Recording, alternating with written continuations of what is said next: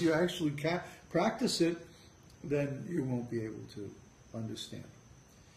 So the same is there of Kṛṣṇa consciousness. Kṛṣṇa consciousness means you are conscious of Kṛṣṇa. Not of words about Kṛṣṇa, not of symbols of Kṛṣṇa, not of explanations or philosophy about Kṛṣṇa. Although all those things are a necessary, they're a premise. You have to have those things. You have to have knowledge about Kṛṣṇa. But the actual thing is when you are conscious of Kṛṣṇa. That's Kṛṣṇa consciousness. Well, you think this would be obvious, huh? Well, guess what? It's not at all obvious, especially to someone who's trained up in Western intellectual tradition. Because in the West, there's this mistaken idea that if I think about something, that's the same as being conscious of it. No. Especially when the object is transcendental, like Kṛṣṇa.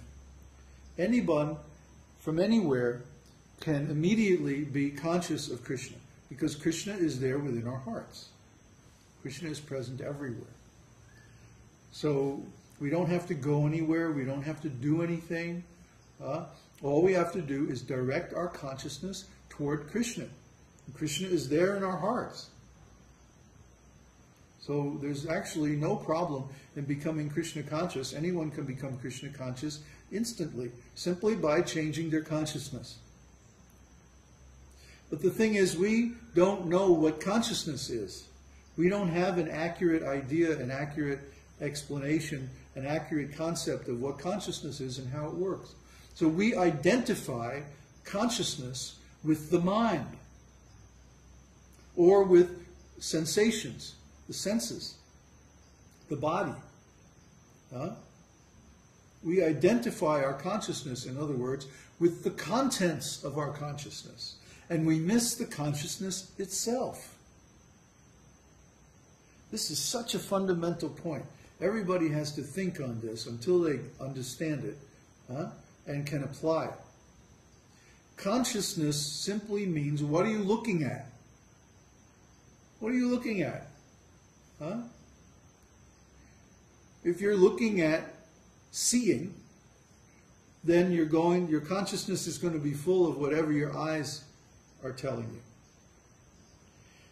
If you're looking at thinking, then your consciousness is going to be full of whatever your mind is telling you. And the same with all the other senses.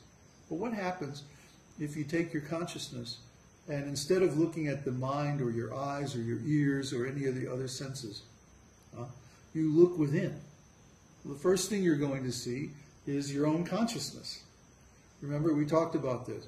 Consciousness is transcendental and self-referential, so there's no problem of consciousness being conscious of itself. And when you have that experience, that's called Brahman realization. But then you can go beyond that and contact the Lord within your heart, and that's called Paramatma realization. And finally, when Kṛṣṇa reveals himself fully, that's called Bhagavan realization. And there are these three kinds of self-realization. All of those are achieved by Bhakti Yoga. But to achieve them, you have to understand that consciousness is different from its contents. That's why we write about ontology, and we write about semantics, and we write about so many things. These are all fundamental to understanding this point. Now, the devotees did not understand this point. The early devotees. And here's the proof. In Prabhupada's original Srimad Bhagavatam that he wrote and had printed in India, in the preface to the book, he wrote a paragraph that basically states that Srimad Bhagavatam is an ontological work. It's a work of ontological education. And because in the West we are missing this ontological education, therefore we cannot actually become God conscious. And this is a fact. If you don't know what ontology is, please look it up on the web or in a good dictionary and understand. ontology is actually the basis of our consciousness. Because without a list of things to look at, how do we know what we can see? Huh? Without a list of the things that exist in the world, how do we know what we can think about? Huh? It takes a very intelligent person to actually invent a new ontological category. But that's what the process of creating a science is. Huh? A science, you know, like somebody says that Newton, for example, is the creator of modern physics. Well, what does that mean? That Newton created a new ontological category where we could talk about the laws of nature using mathematics. Specifically the invention of the calculus and so on like that.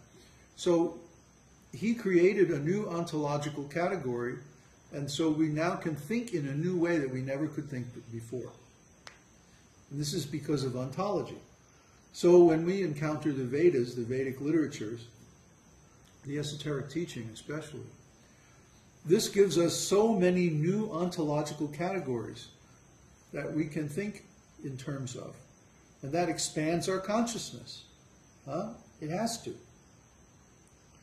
So, similarly, if we don't know about these things, then our consciousness remains the same as it was, and we're still in the same problem of being trapped in material existence.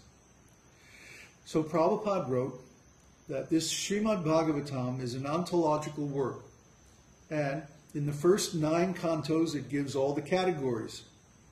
And in the 10th canto, it describes the substance. This is ontological language, substance and categories. There's one substance, Brahman, or Kṛṣṇa. And that substance manifests in all these different categories, and that's the creation, the existence. It's what we experience. So if one knows the categories and the substance, then his ontological education is complete. Unfortunately, the devotees didn't understand this. So when Srila Prabhupada's Bhagavatam was published in the West, this whole paragraph was removed. Talking about ontological education. It simply went away. Like, it was never there. Poof, gone. This means these early devotees, especially, did not understand the ontological significance of Srila Prabhupada's teaching. I mean, they had enough trouble just distinguishing between deductive logic and inductive logic. You know, it's baby steps. Well, to speak of ontology, which is very high, very powerful.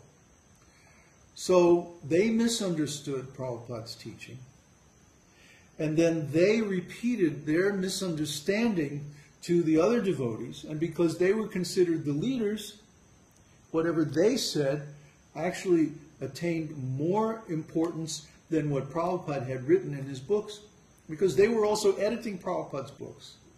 And so they put their misunderstanding into their editing. See? And to root out these misunderstandings, you have to go very deep into Prabhupada's books. You have to go very deep into ontology and epistemology and all these big long words that nobody really understands. And you have to figure out what's wrong and solve the problem. I used to work for a company called Hewlett-Packard, HP.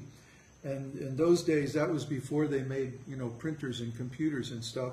They made scientific instruments. And no mad scientist laboratory was complete without some instruments from HP. They measured all kinds of things.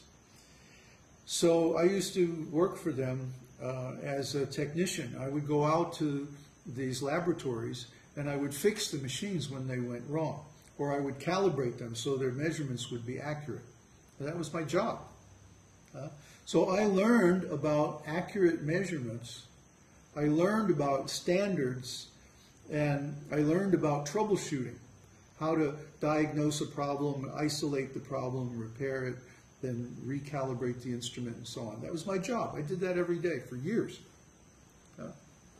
So when I came in contact with ISKCON, I knew immediately, within being 2 weeks in the temple, I knew without a doubt that the leaders were not giving an accurate account of Srila Prabhupada's philosophy. How did I know that? I could read Prabhupada's books, and then I could go to the class and hear what they were saying. And they're saying something different. Plus, their actions were different, and their attitudes were different from Srila Prabhupada. Srila Prabhupada always says, judge by the result. You want to know something, the quality of something? Don't read the prospectus. Don't listen to the marketing hype. Look at the result. So the result that I could see was that these disciples who were the leaders